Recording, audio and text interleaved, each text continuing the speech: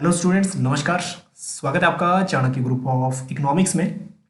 तो स्टूडेंट्स, आज के इस वीडियो में हम डिस्कस करेंगे मैक्रो इकोनॉमिक्स का पार्ट 10 और आज हम डिस्कस करने वाले हैं इनकम मेथड का पार्ट 2। तो आज हम करेंगे न्यूमेरिकल्स, जितने भी न्यूमेरिकल्स हैं आपके इनकम मेथड से। तो अगर आपने प्रीवियस वीडियोज़ नहीं देखी उसको देख लेना, तभी आपको इनकम मेथड की कैलकुलेशन समझ आएगी जब आपने इनके थ्योरेटिकल पार्ट्स पढ़े हैं। ठीक, तो आज हम डिस्कस करने वाले हैं इनके कैलकुलेशंस कि आप कैलकुलेट इनकम मेथड से अपनी जीडीपी को या फिर नेशनल इनकम को कैसे करोगे। तो अगर आपको इसकी पीडीएफ्स वगैरह चाहिए तो लिंक आपको डिस्क्रिप्शन में मिल जाएगा। तो आप वेबसाइट से भी ये जितने भी पीडीएफ्स हैं वो डाउनलोड कर सकते हैं एज अ पीडीएफ। चलिए, तो सबसे पहले आज हम सीखते हैं नेशनल इनकम की काउंटिंग थ्रू इनकम मेथड।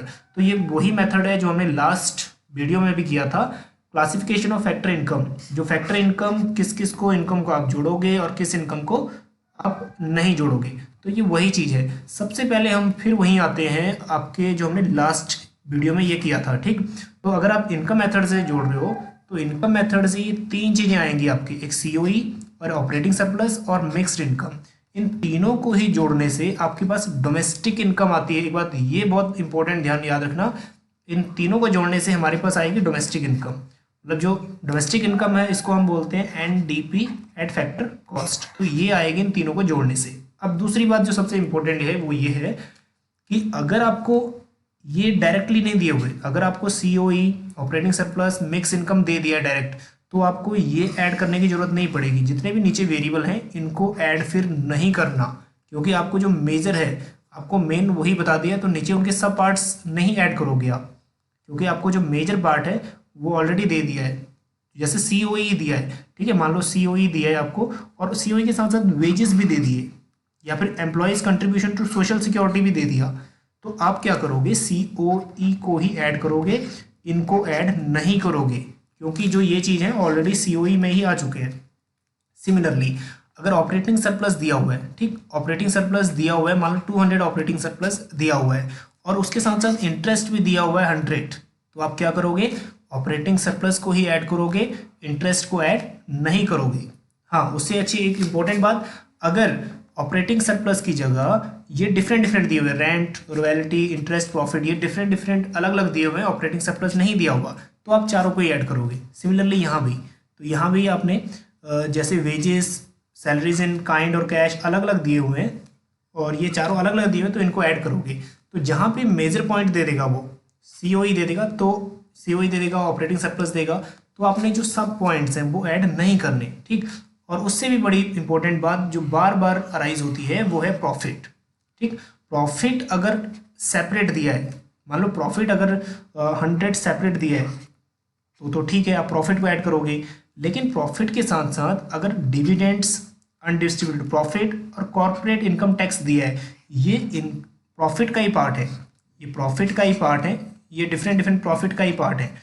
तो इसमें अगर प्रॉफिट दिया है तो आपने प्रॉफिट चूज करोगे, इनको ऐड नहीं करोगे। ठीक, हाँ, अगर प्रॉफिट नहीं दिया हुआ, ये डिफरेंट डिफरेंट दिए हुए हैं, dividends, undistributed profit, corporate income tax, तो आप क्या करोगे, ये डिफरेंट दिए हुए हैं तो इनको ऐड करोगे। ठीक, क्योंकि प्रॉफिट वहाँ पे नहीं दिया हुआ। समझने वाली बात ये है, जो मेजर पॉइंट है, अगर ये मेजर पॉइंट ही आपको दे दिया है कैलकुलेशन के लिए, तो उनके जो सब पार्ट बनेंगे उनको आप सेपरेटली ऐड नहीं करोगे। कंफ्यूजन क्रिएट करने के लिए ये चीज़ें दी गई होती हैं। ठीक, तो मेन बात यही समझनी थी, इसका स्क्रीनशॉट ले लेना, इसको एनालाइज करना। अगर ये एनालाइज अच्छी तरह से हो जाता है फिर हम बढ़ेंगे आगे अपनी न्यूमेरिकल्स की तरफ। ठीक, तो न्यूमेरिकल में आज हम करेंगे 3 क्वेश्चंस। तो 3 क्वेश्चन हम सीखेंगे और सीखेंगे स्टेप बाय स्टेप। तो जितना भी टाइम कंज्यूम होगा, एक नोटबुक रख लो, एक पेन रख लो, क्योंकि इसके बिना ये न्यूमेरिकल समझ आने वाले नहीं है। सबसे पहले स्टेप बाय स्टेप समझेंगे। पहला क्वेश्चन है calculate net domestic product and factor cost. मतलब क्या पूछ रहा है, एनडीपीएफसी। तो कई बार यहाँ तो एनडीपीएफसी पूछ लिया, कई बार सिंपली पूछता है कैलकुलेट डोमेस्टिक इनकम। ठीक, तो डोमेस्टिक इनकम मतलब एनडीपीएफसी। और हमने पढ़ा था, हमने ये किया था, जो इन तीनों का जोड़ है वो हमें क्या देता है, एनडीपीएफसी देता है। ठीक, इन तीनों के जोड़ को ही एनडीपीएफसी बोलते हैं। ठीक, तो अब हम यहाँ पे न्यूमेरिकल्स स्टार्ट करते हैं। पहले देखते हैं कि क्या प्लस होगा और क्या माइनस होगा। वो सबसे पहले देखो, हमें फाइंड आउट करना है net domestic product at factor cost. तो सबसे पहले हमने किया था कि जितने भी हमने मेजर पॉइंट थे वो देखते हैं हम लोग वेजेस एंड सैलरीज, ठीक है, ये सीओई का पार्ट है। तो अब देखना है कि कहीं सीओई तो नहीं दिया होगा, अगर सीओई दिया होता तो हम इसको ऐड नहीं करेंगे, कंपनसेशन ऑफ एम्प्लॉइज को ऐड करेंगे। तो सीओई कहीं पे नहीं है तो इसको हम ऐड करेंगे, दैट इज इसको प्लस करेंगे। उसके बाद ठीक इसको प्लस करेंगे, उसके बाद social security contribution by employers, ये भी सीओई का पार्ट है, तो ये सीओई कहीं नहीं दिया, ये भी प्लस होगा। उसके बाद नेट वैल्यू एडेड है, ये क्या है आपका नेट वैल्यू एडेड का एक पार्ट है, ठीक। ये वैल्यू एडेड जब आप मेथड करोगे ये तब उसमें यूज होगा, ये यहाँ पे यूज नहीं होगा। तो हम दो चीज़ों से इसको कैलकुलेट करेंगे, एक प्रोडक्शन मेथड से मतलब वैल्यू एडेड मेथड से और इनकम मेथड से, और जो आंसर है वो आना चाहिए सेम, ठीक। तो उसके बाद ये हम छोड़ देंगे अभी। कॉर्पोरेशन टैक्स किसका पार्ट है, प्रॉफिट का पार्ट है। क्या प्रॉफिट इंडिविजुअल दिया हुआ है, प्रॉफिट कहीं पे इंडिविजुअल नहीं दिया हुआ, तो इसको हम क्या करेंगे ऐड कर देंगे, ठीक, ये भी प्लस हो गया। Retained earning by private corporations, अब हमने ये वर्ड तो रिटेन्ड अर्निंग तो कहीं पे नहीं पढ़ा, लेकिन रिटेन्ड अर्निंग की जगह एक चीज हमने पढ़ी थी जो आपका अनडिस्ट्रीब्यूटेड प्रॉफिट, मतलब इंडस्ट्रियल सेविंग, जो इंडस्ट्री उसको रिटेन करके रखती है प्रॉफिट को फॉर फ्यूचर यूज, ठीक। तो इनडायरेक्टली ही दिया, तो रिटेन्ड अर्निंग क्या होगी, जो कॉर्पोरेशन की सेविंग है अनडिस्ट्रीब्यूटेड प्रॉफिट वो होगा प्लस। उसके बाद नेट वैल्यू एडेड, ये वैल्यू एडेड मेथड में होगा। डिविडेंट ये भी प्लस होगा। रेंट ये भी प्लस, और इंटरेस्ट ये भी प्लस। अगर इन सबकी जगह दिया जाता ऑपरेटिंग सरप्लस तो हम इंडिविजुअल ऐड नहीं करते, ऑपरेटिंग सरप्लस को ही ऐड करते, ठीक। लेकिन ऑपरेटिंग सरप्लस इंडिविजुअल नहीं है इसलिए हम सेपरेटली उसको ऐड करेंगे। और उसके बाद नेट इनडायरेक्ट टैक्स ये अभी यूज नहीं करना, क्योंकि इनके प्लस मात्र से ही हमारे पास क्या आ जाएगी, एनडीपीएफसी आ जाएगा, ठीक। तो एनडीपीएफसी प्लस अब कैलकुलेट करते हैं। सबसे पहले वेजेस एंड सैलरीज यहाँ पे कर लेते हैं, दैट इज 2000। उसके बाद social securities contribution by employees 100। उसके बाद प्लस करना है कॉर्पोरेशन टैक्स 30। उसके बाद प्लस करना है रिटेन्ड अर्निंग दैट इज 10। उसके बाद प्लस करना है डिविडेंड 60। उसके बाद प्लस करेंगे रेंट 300 प्लस जो इंटरेस्ट है वो भी 300। अब इसको आगे सॉल्व करते हैं, दैट इज 300 600। उसके बाद 660 670 700 800 और ये 2000 प्लस 800 2800। तो जो NDPFC है उसकी वैल्यू आ चुकी है 2800। तो क्वेश्चन क्या आता है, क्वेश्चन जब भी इस टाइप का क्वेश्चन आता है तो 3 मार्क्स का ये और 3 मार्क्स का ये, टोटल ये 6 मार्क्स में आता है क्वेश्चन, ठीक। अब हम ऑलरेडी एक मेथड भी कर चुके हैं, इनका मेथड हमने रिसेंटली किया, उससे पहले हम एक ऑलरेडी मेथड कर चुके थे वैल्यू एडेड मेथड, ठीक। वैल्यू एडेड मेथड हम कर चुके थे और इस मेथड से हमें हमारे पास क्या निकलता है, जब हम सभी कंपोनेंट को ऐड करते हैं तो हमारे पास निकलता है जीडीपी एमपी। ये हमने किया था लास्ट टाइम।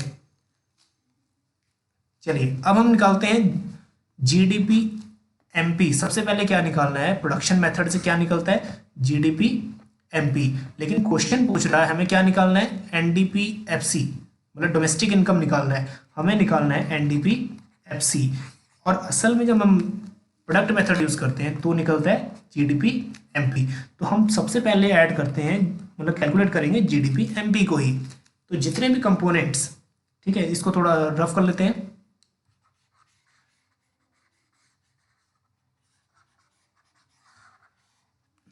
अब यहाँ पे जितने भी कंपोनेंट्स आपके वैल्यू एडेड मेथड्स हैं वो ऐड करने हैं, ठीक। सबसे पहले हमने देखा कि net value added by market price, जब हम वैल्यू एडेड कर रहे थे, अगर नहीं देखा ये वीडियो तो देख लेना, काफ़ी इंपॉर्टेंट है।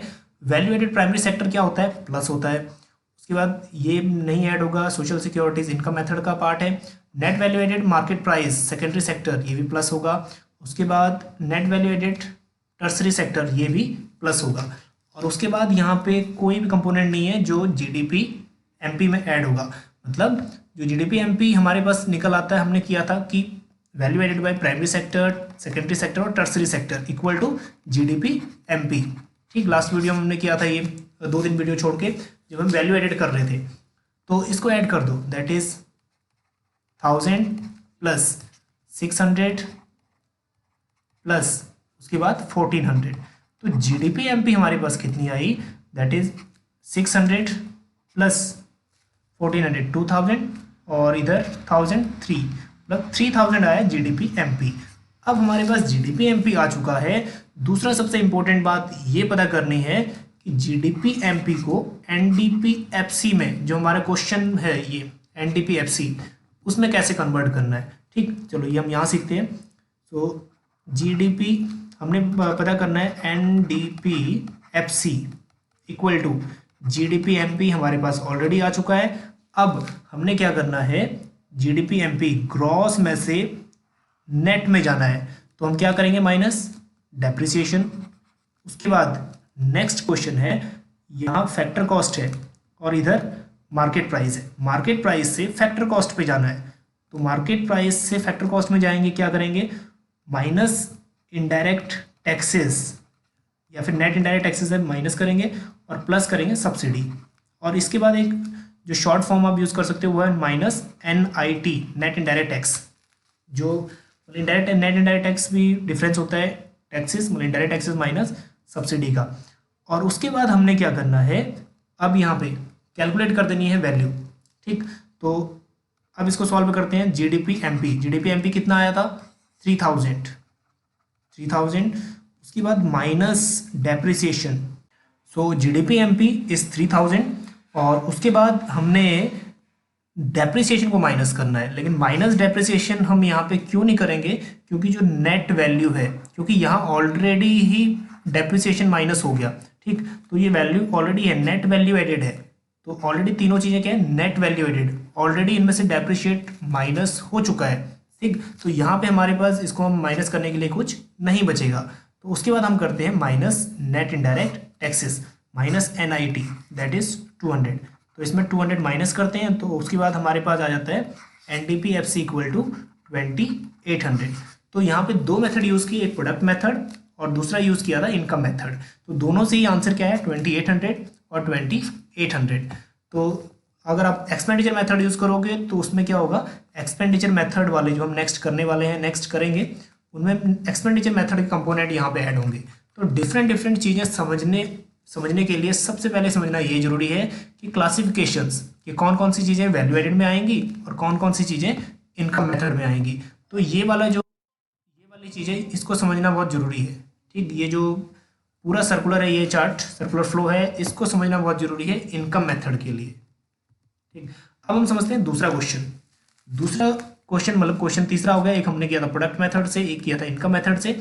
अब तीसरा वाला हम करेंगे इनकम मेथड से। Calculate gross national product at market price, पता करना है GNP at MP of the following data.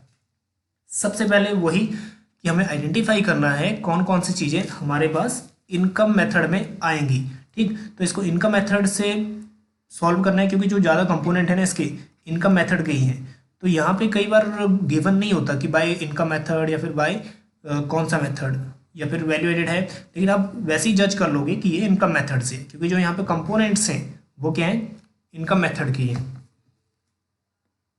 चलिए अब समझते हैं कि इनकम मेथड से पता करना है gross national product at market price.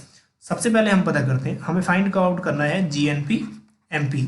लेकिन इनकम मेथड से क्या निकलता है, इनकम मेथड से निकलता है डोमेस्टिक इनकम, NDP FC।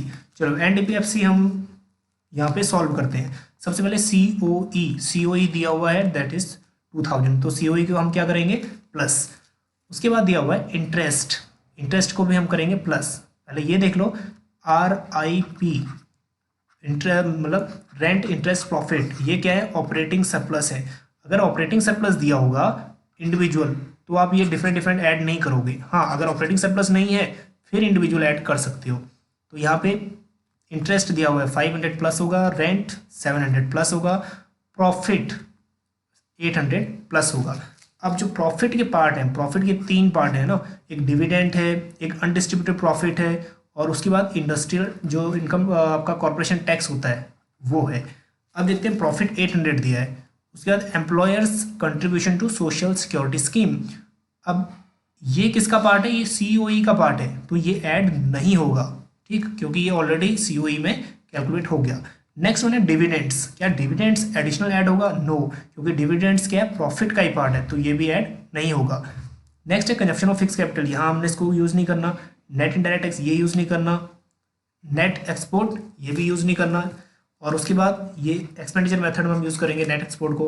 उसके बाद नेट फैक्टर इनकम ये भी नहीं करना, और mixed income of self employed ये प्लस करना है। चलिए इन सबको प्लस करके हमारे पास आएगा NDPFC। चलिए सबसे पहले हम ऐड करते हैं COE, वो हो गया 2000, प्लस करते हैं interest rent profit 500 plus 700 plus 800। उसके बाद हमने प्लस करना है mix income of self employed, वो है 1500। तो हमारे पास NDPFC आएगा, दैट इज 500 700 1200 2000 3500 35 एंड 2000, कितना हो गया 5500। NDPFC 5500। उसके बाद फाइंड आउट करेंगे GNP जो हमें दिया गया है, मतलब फाइंड आउट करने के लिए पूछा गया है GNP एट मार्केट प्राइस। चलिए तो GNP को सबसे पहले हम क्या करेंगे, NDPFC हमारे पास आ चुका है, अब इक्वल टू NDPFC हमारे पास आ चुका है, हमने कन्वर्ट करना है इसको GNP में। सबसे पहले कन्वर्ट करो, नेट को कन्वर्ट करो ग्रॉस में।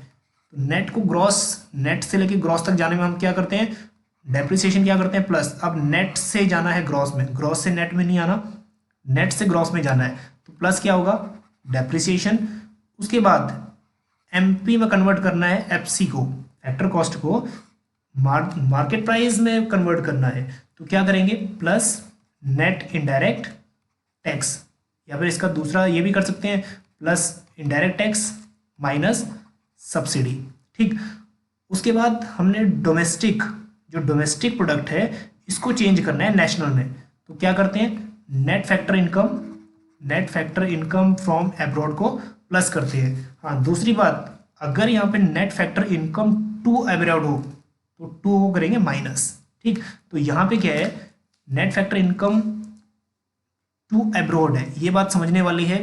Net factor income from abroad होता है उसको हम प्लस करेंगे, लेकिन अगर net factor income to abroad है तो उसको हम क्या कर देंगे माइनस। ठीक, तो net factor income to abroad है, इसको हम करेंगे माइनस। चलिए आगे इसको सॉल्व कर लेते हैं। तो इसको सॉल्व करेंगे पहले NDPFC कितना आया 5500। उसके बाद plus depreciation consumption of fix capital is equal to 100। उसके बाद plus NIT net indirect tax 250, और उसके बाद हो जाएगा माइनस, क्योंकि ये है net factor income to abroad 150 हो जाएगा माइनस। उसके बाद आगे सॉल्व करते हैं, दैट इज 100 प्लस 250, तो ये हो गया 350 माइनस 150, तो ये हो गया 200। 5500 प्लस 200, तो ये हो गया 5700। तो GNP कितना है, GNP है 5700 और NDPFC वो है 5500। तो कुल मिला के जितनी भी कैलकुलेशन है ना काफ़ी इजी बनेगी आपकी, अगर आपको जो रूल्स हैं, अगर रूल्स क्लियर हैं, कहाँ डेप्रिसिएशन प्लस होगा, कहाँ NIT प्लस होगा, कहाँ माइनस होगा, तो ये आपका सिर्फ बाएं हाथ का खेल है इसको कैलकुलेट करना।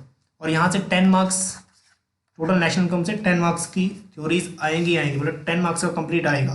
ठीक, तो ये चीज़ें काफ़ी अच्छी तरह से समझ लेना। अब नेक्स्ट वन है होमवर्क।